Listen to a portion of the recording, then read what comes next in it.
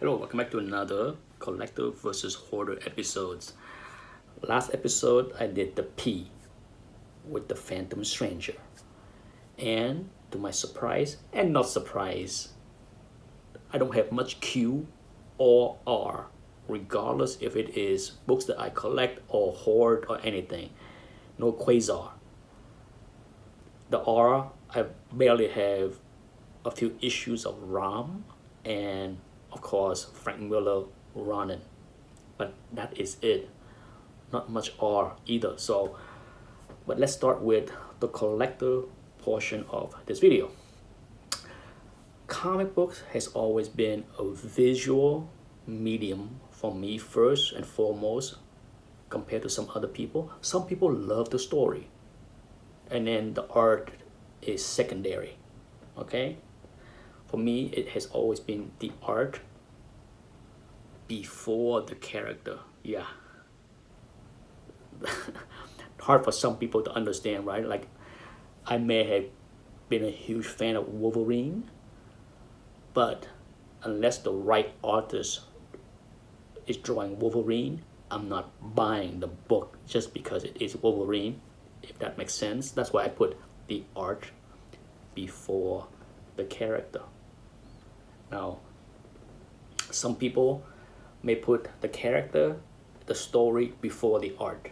Okay, so that's the beauty of this hobby, is that we're all so different.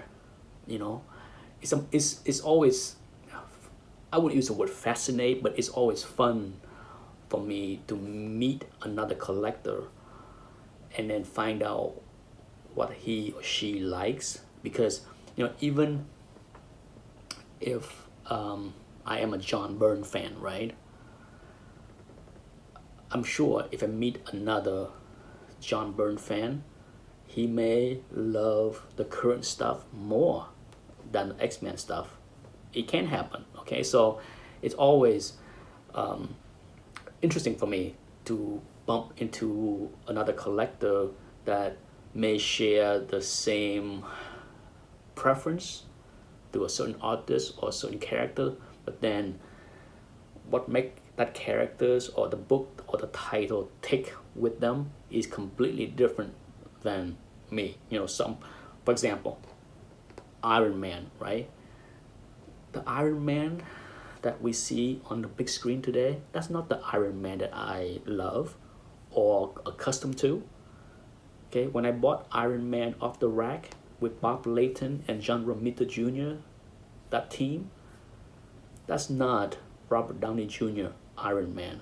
But for the newer, younger generation that grew up with the MCU, the movies, that is the Iron Man that they know. Okay, so for me, if I had to reflect back on this hobby, it's the art. I put the art in a priority: art, character, and story.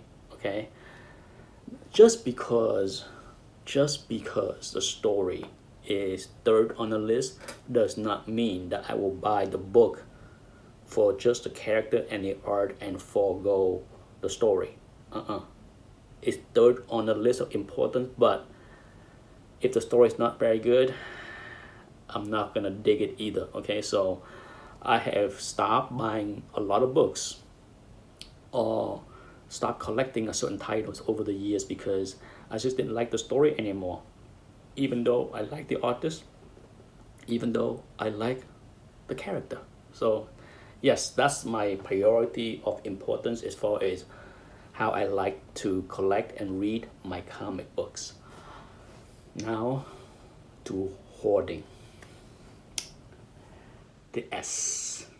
Can anybody guess the titles that I hoarded? A lot.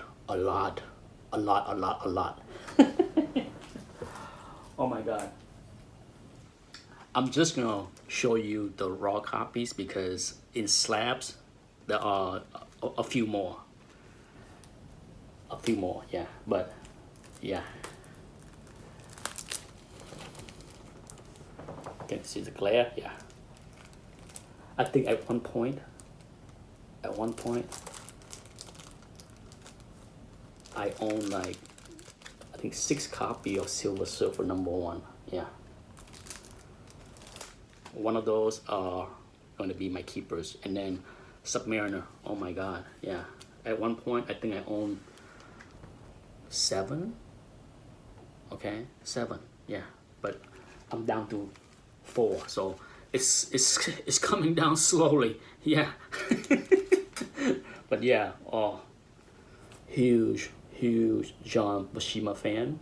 So not a surprise that I hoarded a lot of Silver Surfer and Submariner. And it so happened that when it comes down to books with multiple copies, it is Silver Surfer 1 and Submariner 1. Holding keys. And that's it for this video. Thanks for watching. Bye bye.